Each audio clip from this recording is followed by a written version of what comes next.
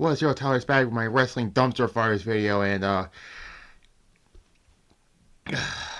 last week I talked about Hulk Hogan's TNA run. Now we're gonna do Ric Flair's run in TNA. Well, the next one is not TNA related, okay? So there's that, and after this I gotta watch the Legends and Future Greats and that Rivals stuff on TNA. So it's an interesting show, but that's not what we're gonna talk about, okay? I don't talk about those.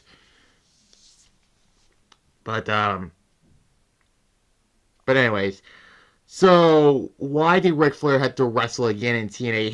His should just retired after WrestleMania 24 against Shawn Michaels. But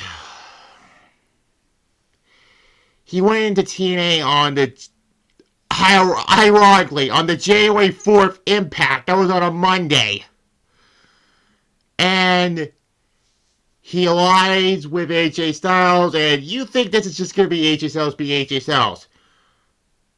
Well, you've forgotten, this is the Hogan days of TNA. Where AJ Styles had to wear that ridiculous robe and that. And oh, for fuck's sake, Abyss of Mania again!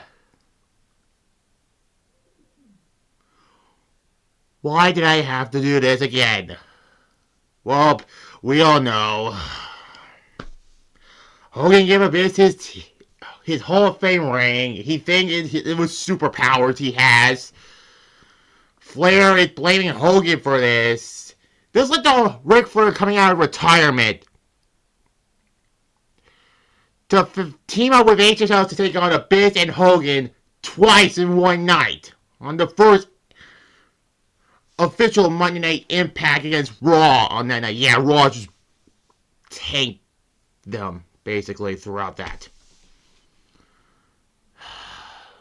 Also, that was when Sting turned heel. Why?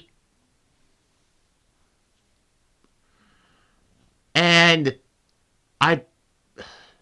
was it like a week before Destination X 2010? Yeah, I believe it was. Where Abyss chokeslammed Ric Flair through the entrances that put him into a freaking wheelchair. And he was still managing AJ Styles. And he also captained a lethal lockdown team between Sting, Beer Money, and Desmond Wolfe. Nigel McGuinness, by the way. And they lost. His team lost to Team Hogan at Lockdown, which was captained by Abyss, Jeff Hardy, Rob Van Dam, and Jeff Jarrett.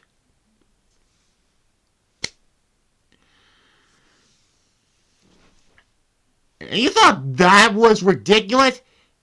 Ric Flair wrestled Abyss like some point after. Now, I know a lot of people say, well, you forgot AJ Styles dropped the world title to Rob Van Dam. Ric Flair was not involved in that. So we're not going to mention that. Okay? But yeah, that was kind of stupid for them to do because AJ Styles retained the title lockdown. Then he lost it the following night, which... Oh my... Then led to Ric Flair versus Abyss. It was ring versus ring. They teased Ric Flair winning, which their match was restored, and that led to Abyss winning, and that was basically it for the Flair-Abyss feud.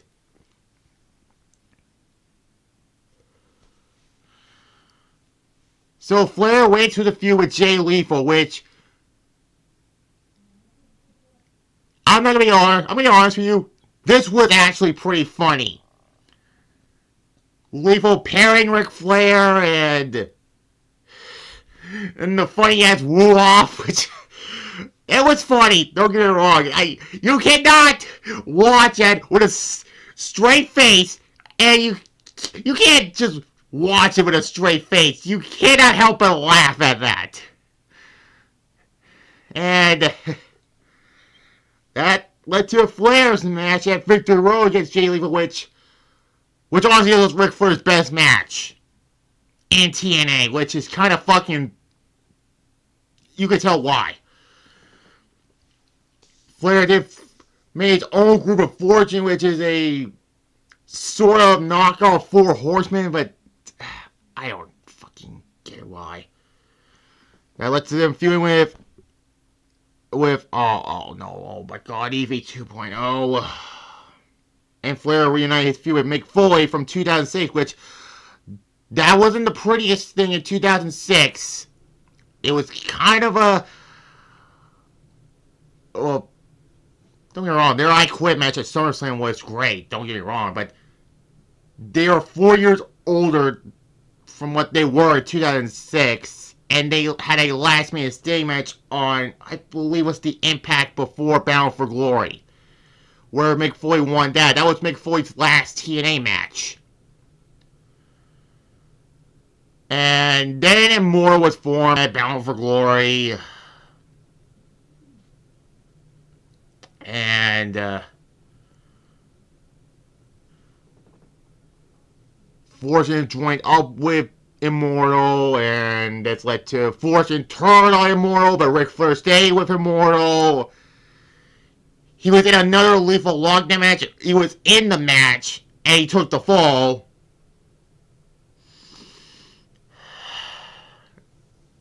And he was around like what I'm trying to say, sporadically. And his last match in 11 years was the match with Sting, where if Sting wins, he gets the match with Hogan at Bound for Glory, which Sting won. I mean, if you want to see a good Sting Flair match, that's not it. I mean, they have better matches in WCW, let's just be fair here. I mean, then again, Sting and Ric Flair, they always work well together, and yeah, that was Flair's last match for 11 years, but we're not going to talk about that one. And then Flair was gone in 2012. Well, mostly because we don't know who her daughter is, starting to like get trained to be a wrestler. We know who she is. If you don't like it, here it is. Like, here's my issues with this run. Flair should not be in the ring wrestling. He had the best retirement in 2008.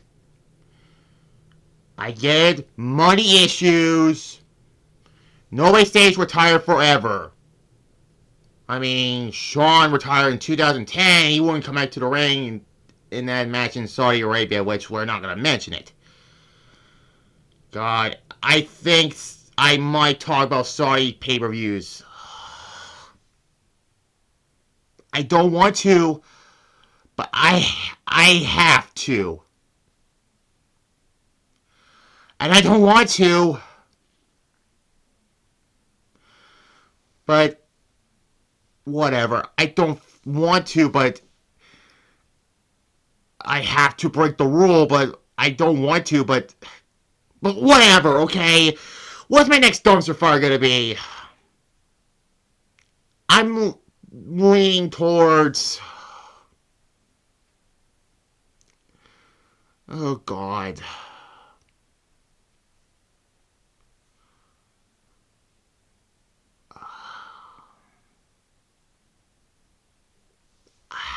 I'll think about that one. Raw will be tomorrow, live.